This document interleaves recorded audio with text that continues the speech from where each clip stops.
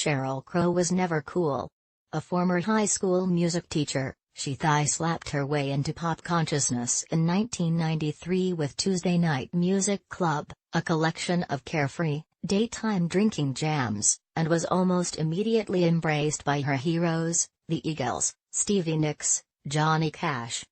But just like Fiona Apple, Jewel and the rest of the 90s female singer-songwriters stringing out bad boyfriend anecdotes into angsty radio anthems, Crow never really felt part of the alt-rock scene. "I came up with Smashing Pumpkins, Beck, Hole, Rem," she recalls, delicately crisscrossed in a stiff armchair. "But I was totally shunned. I always felt like I was in no man's land. I'd go to the Grammys, for the record, she won 3, but I was never in with the popular kids, do you know what I mean?" We're sitting in one of the nooks of Crow's Nashville home, a ranch that comes with staff and is accented in both shabby rockstar bohemia and American Gothic.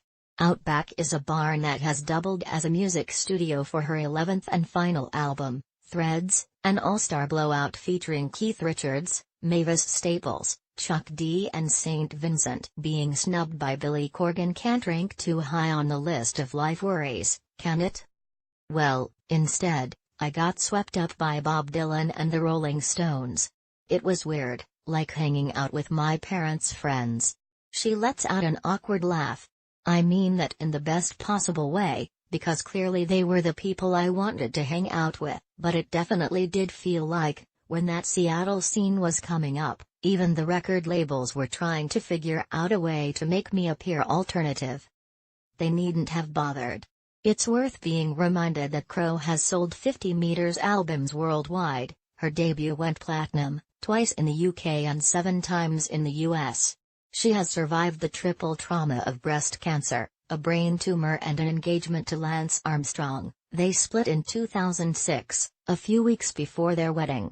Meanwhile, her brand of soupy, country-tinged rock, all-white wine and leather trousers, has inevitably come back round to see her booked at both Wembley and Glastonbury this summer, playing in front of fresh new fans. There are very few women who can pull in the young people. One of the many things that's unfair in my industry is that men can go on stage and play to young women when they're 60 and it's still considered sexy.